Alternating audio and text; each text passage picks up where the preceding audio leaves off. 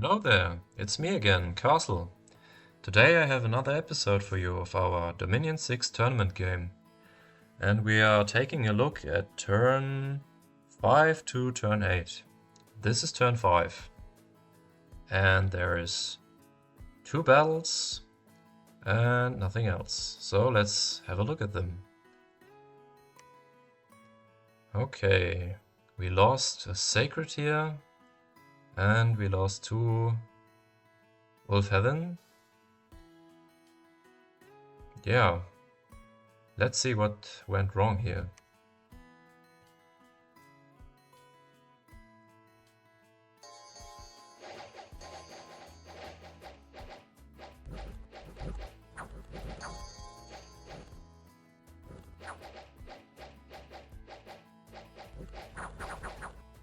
So this guy is in his werewolf shape already. When their regular giant shape runs out of HP, they transform into this werewolf shape. The werewolf gets regeneration, but it also has lower protection, and its skills in attack and defense, especially in defense, aren't that good. Attack is actually quite decent. Yeah, they tend to take a lot of damage.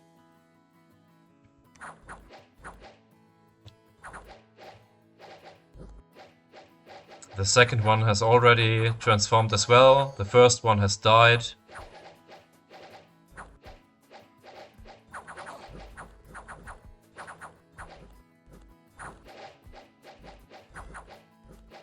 Yeah, the second one is dead as well.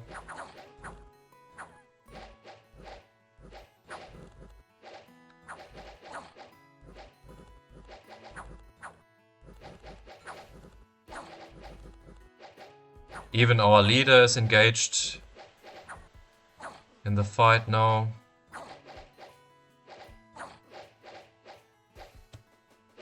The enemy is running away. Only the light cavalry remains. Let's speed things up. Oh yeah, and this guy here is getting surrounded.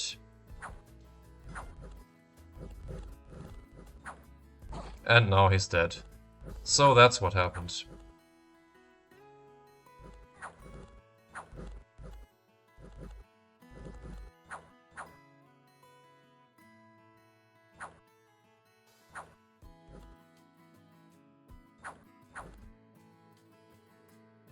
That's it. So we lost a little bit here. And because we don't have that many troops to begin with, it kind of hurts a little bit, but it's not the end of the world. Now we have the next battle in Grey Mountains. Okay, we lost 1 Wolfheathen, nothing more.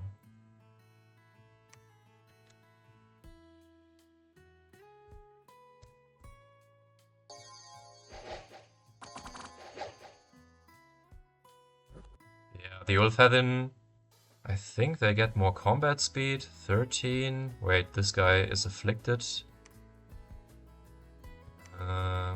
Doesn't affect his combat speed though. 13. And our Sacreds, yeah, they only have 11. So the Wolfheathen tend to run ahead. And as a consequence, they get killed. Yeah, simple as that.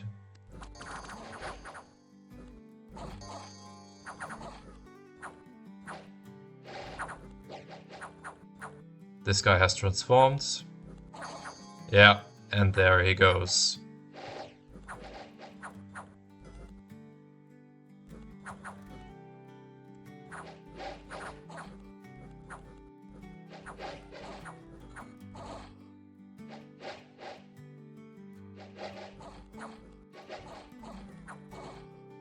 Yeah, and that's it. Pretty straightforward.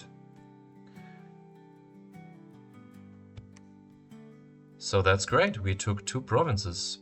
This one here and this one here. Okay, Then let's have a look at our recruitment. We are getting 4 sacreds and 1 priest, our Jotun Jarl.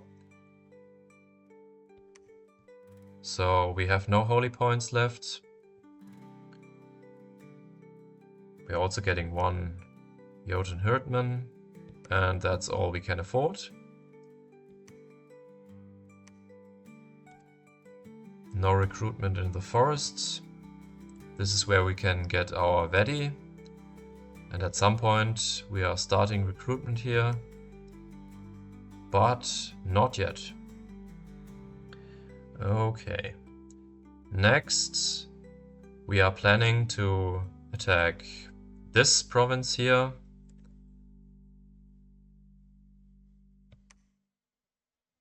Just the same old boring formation, nothing special.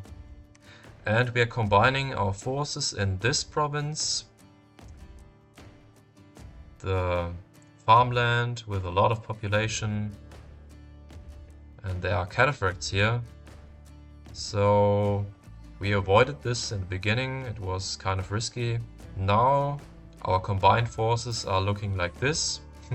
Not that much, I know, but it's 7 sacreds and our sacreds are pretty strong, so I wanted to give this a shot. Let's hope it works.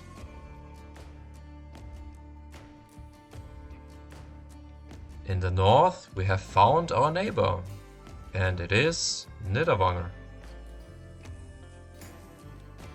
Okay.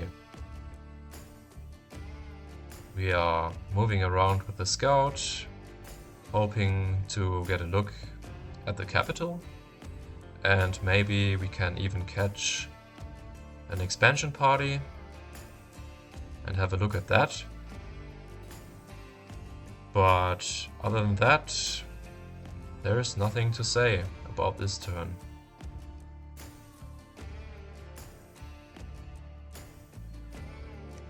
We have our next scout here, and this one is moving south. And with that, I think it's time to move to the next turn.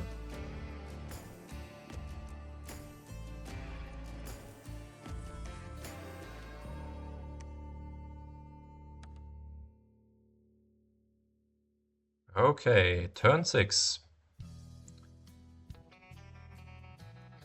3 battles, and we did get a look at one of Niederwanger's expansion parties. But first, let's have a look at our own expansion. Oh, this looks really good. No losses at all.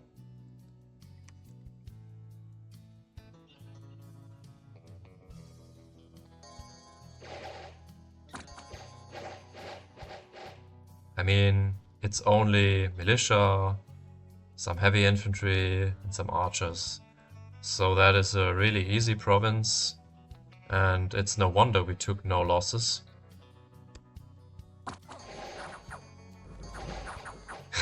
Even the Ulfhedin did survive, although he kind of got isolated here. Lucky boy.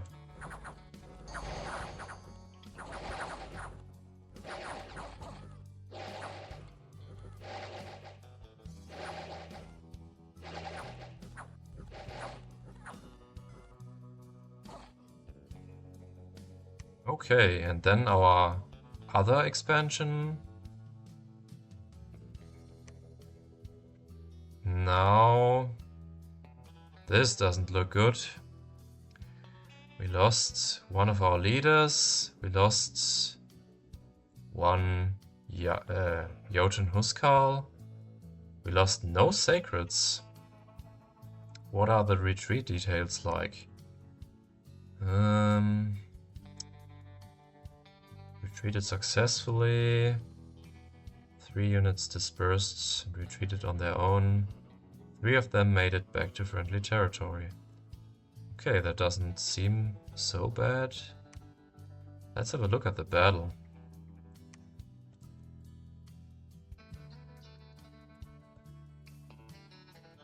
Yeah. Here are the cataphracts. Light cavalry and light infantry. And some mounted commanders.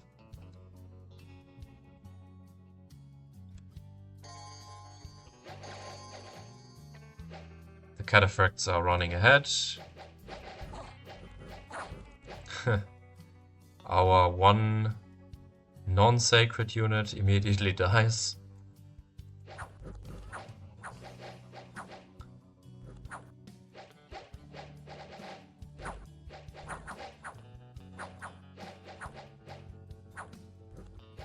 Our sacreds are taking some damage, but they are doing pretty well. Oh, and this leader here is running forward. Not the smartest idea. Yeah. And he's getting surrounded.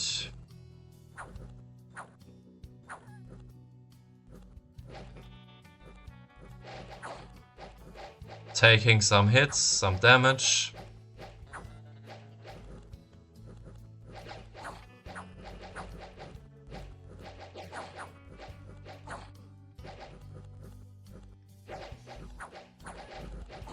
And he's dead.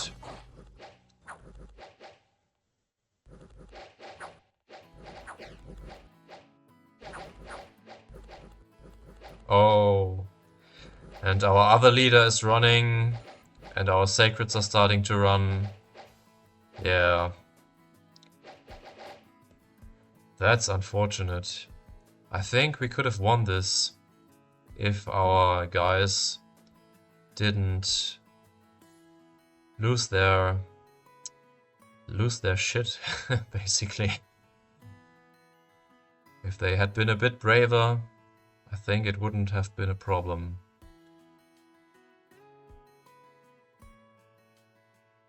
Tja. Too bad. So that was a failure. Oh, I forgot. We have to look at this battle.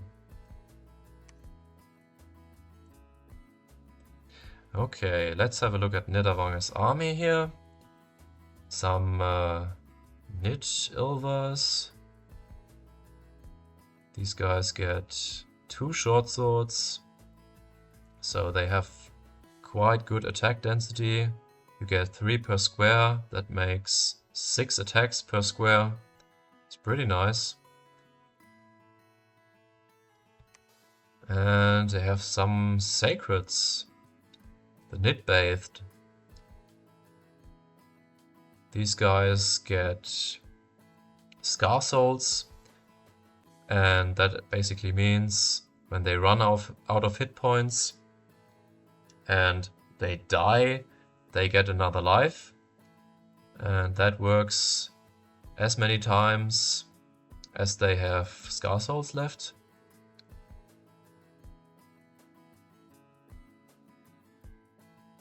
Yeah, that's a pretty good sacred. But if we are seeing sacreds, maybe we get a look at his bless, because, yep, here's his prophet. Lucky us, we get a look at his bless.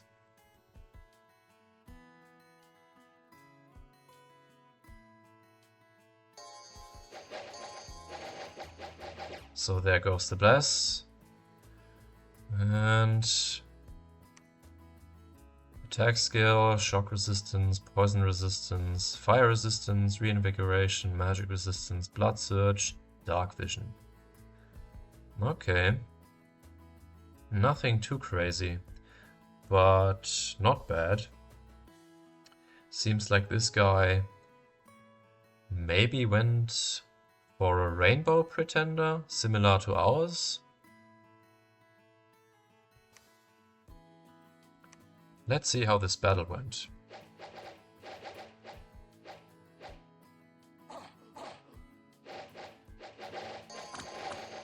So the sacreds are in front with some of these Nid-Ilvers.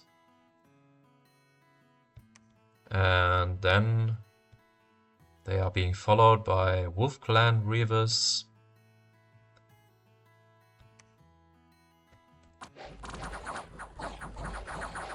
Yeah.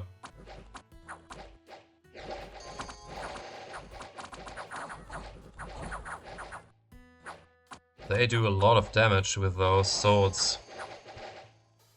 24 damage. Yeah.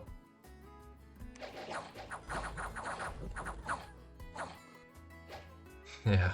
Tearing through the enemy ranks. And it's already over. And they lost nothing at all. Okay. An unexpected event. Misfortune +3. A new famous hero. Heroic toughness for this guy here. And he has an affliction, unfortunately. Weakened. -4 strength. Yeah, could be worse. Okay. And we have found Niederwanger's capital here.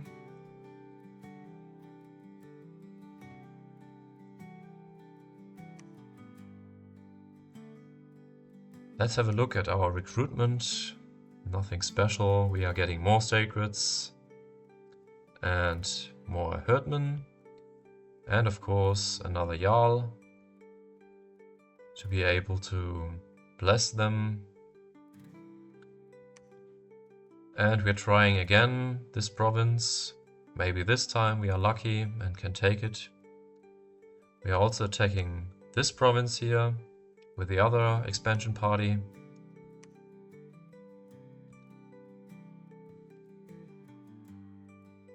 Our scout is moving further south. And soon we should know who our southern neighbor is.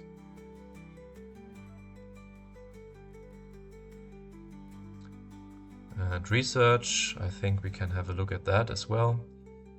We are currently going for enchantment, because enchantment is important for us.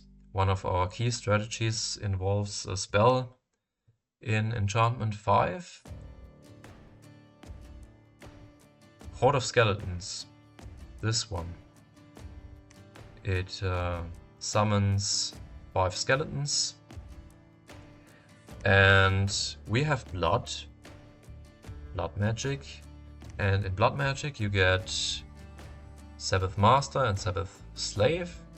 This is similar to Communion Master and Communion Slave with astral magic. You get a Communion with a Master who can cast spells, and a Slave who takes the fatigue. And depending on your number of slaves, your masters get a magic path bonus, and they are able to cast higher level spells. And the idea is that we get a few of our Scruddy as slaves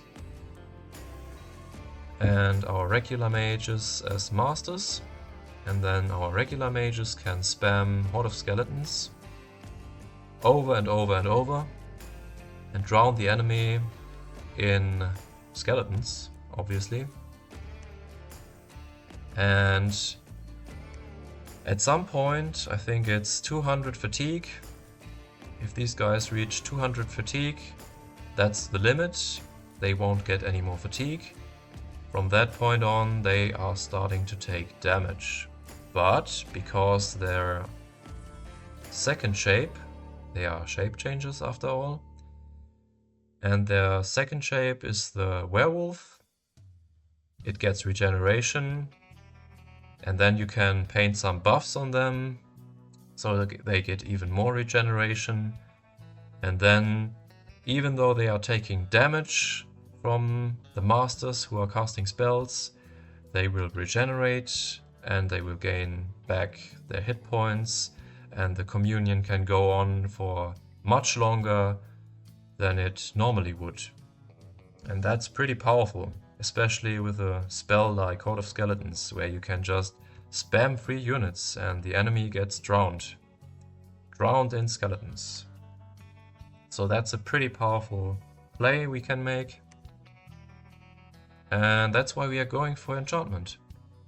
We might change our research focus depending on how the situation develops. If we need power on the battlefield early on because we get dragged into a war where we have to bring mages to survive, then we might go for alteration instead, because alteration gives us the option to buff our troops with bark skin and body ethereal and other good stuff. And that might help us in an early war. But for now we are going for enchantment. Yeah. And I think that's everything for turn 6. We see that the mercenaries here are being taken, at least some of them. Scalaria has purchased some swordsmen here. We don't have enough gold to afford any mercenaries. We are not going for them. And that's it. Let's go to turn 7.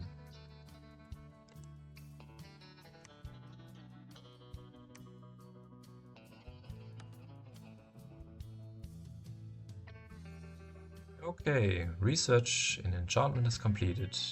Proclamation from Man. Charge of the Light Brigade, the Knight Commander of Avalon. Okay, that's their prophet. 2 battles and an unexpected event. Nature gems +3. So that's nice. Okay. We lost nothing. That's good.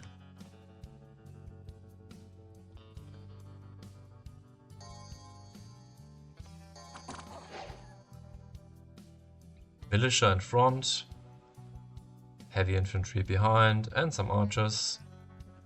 Not too hard.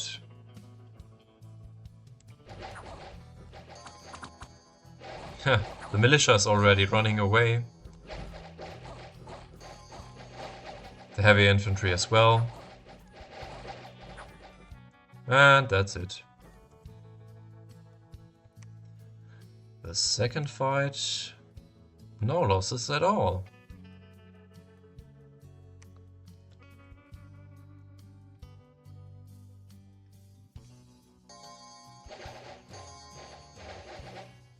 And 1 single cataphract remains, but not for long.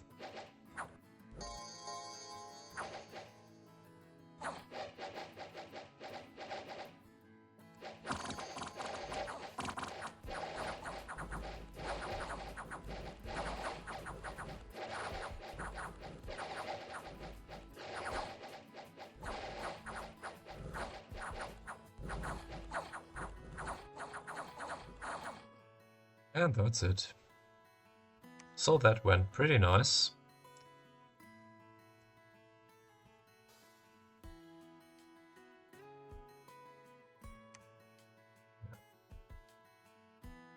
Oh, and we found our southern neighbor, Scalaria. Now, is that a good thing? Is that a bad thing?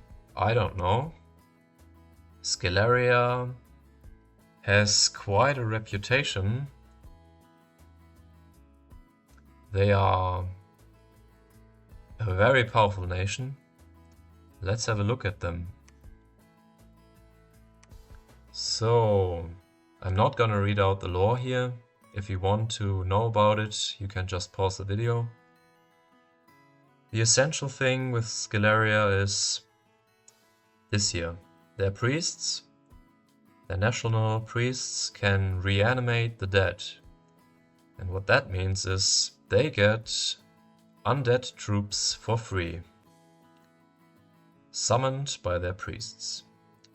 And what priests? Well, they have this little commander here, this little unit, the Scalarian Cultist. It has only a recruitment point requirement of 1, so you can recruit 2 per turn out of a fort, and they can reanimate. So once you get a few forts, you can spam these guys out like crazy, and your undead production goes through the roof.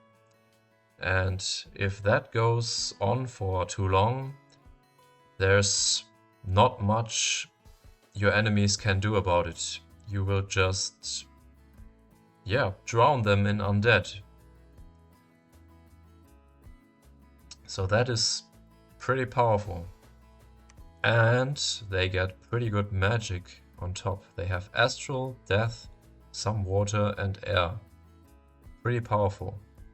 They are able to easily form communions. They get this regular mage here with astral. And then they have their powerful mage who has a random. He can get air or water.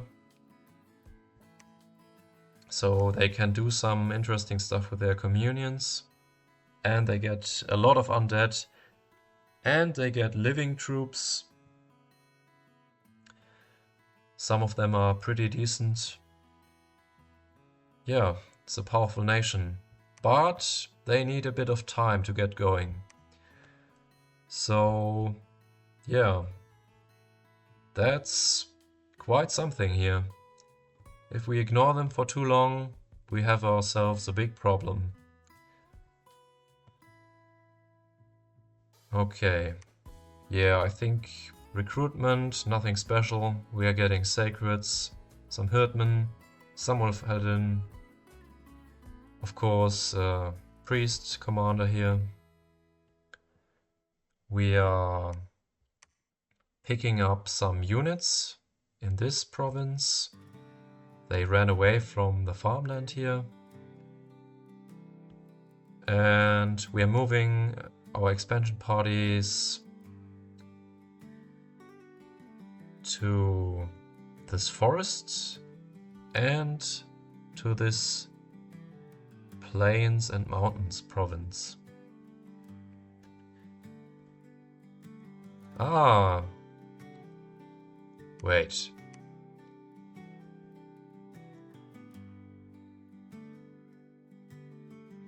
An unexpected event has occurred.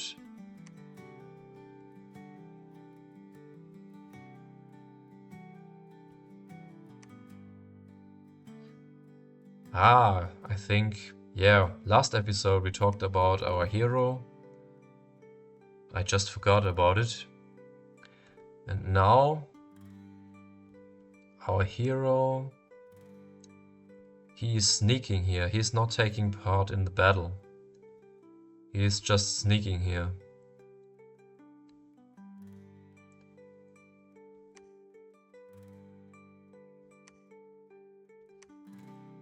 So, these are the only troops that are going to fight.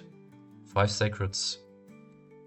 But looking at the province here, militia, archers, heavy infantry shouldn't be a problem. They should be able to handle it. And this here, there are also 5 sacreds and 1 herdman. But again, militias, light infantries, heavy infantries should be no big deal. And this expansion party, they are moving back to the capital? Yeah, because Scalaria blocked us here. We cannot move further south. At least not through this path here. So our only option to go further south is through this forest here. That's why we have to move this expansion party back to the capital, where they will maybe pick up some troops, and then they'll move further north, I guess. For anyone wondering, the game has moved on. I'm doing this as a review, basically. I'm reviewing my old turns, and sometimes I'm not remembering what exactly I did, and I have to figure things out again. Yeah, but other than that, is there anything to talk about here?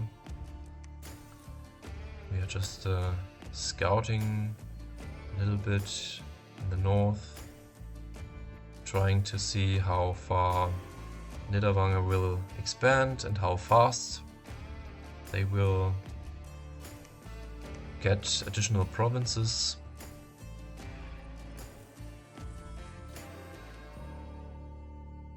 Research, nothing special to see here. I think that's it. Let's move to turn 8.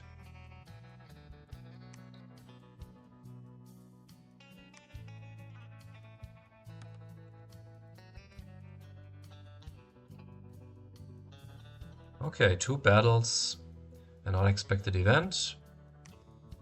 Gold, 330 gold, that's nice, and some luck.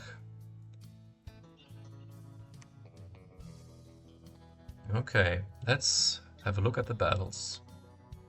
No losses at all.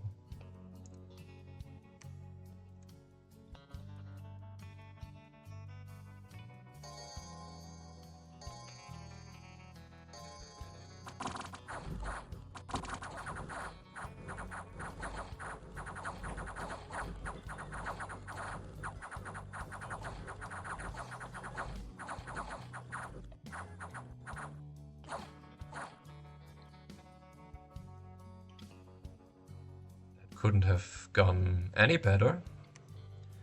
And the next one, no losses at all.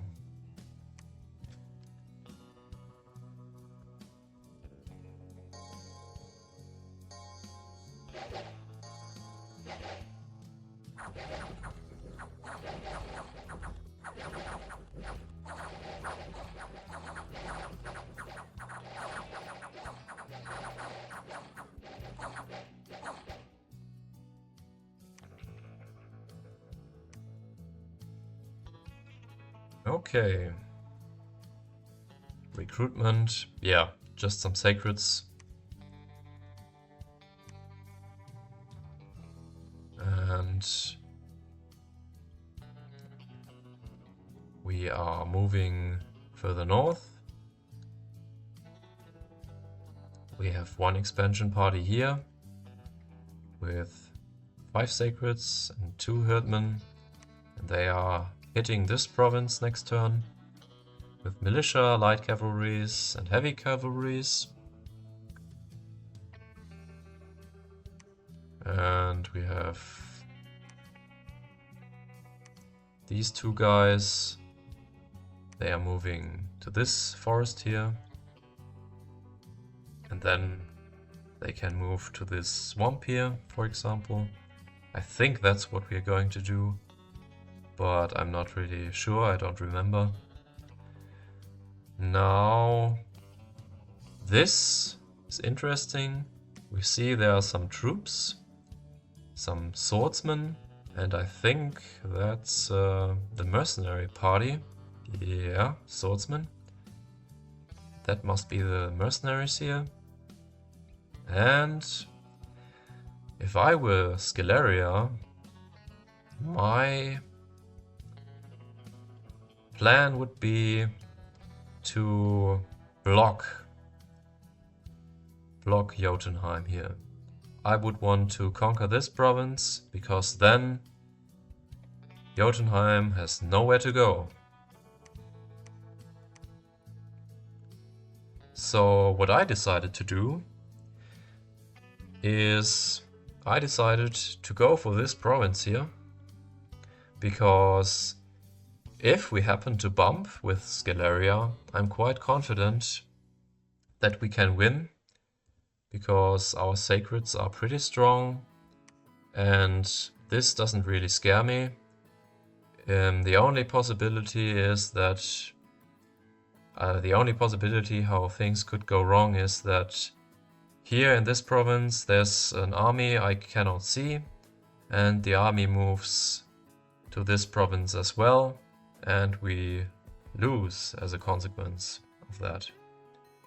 But I'm willing to take that risk, because if I get this province, I can potentially grab some more provinces here. And if Scalaria also moves to this province, they might lose quite a few troops.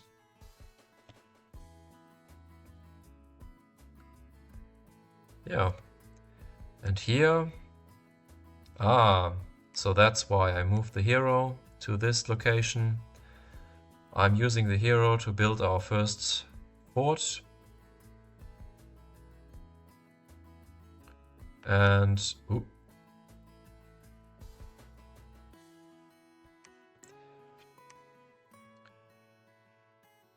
this guy, he's moving on to this province. So we are going to attack 3 provinces next turn. This one, and this one. And we are moving more scouts up north. And we are also moving our scout further into Scalaria's territory. And we are trying to locate his capital.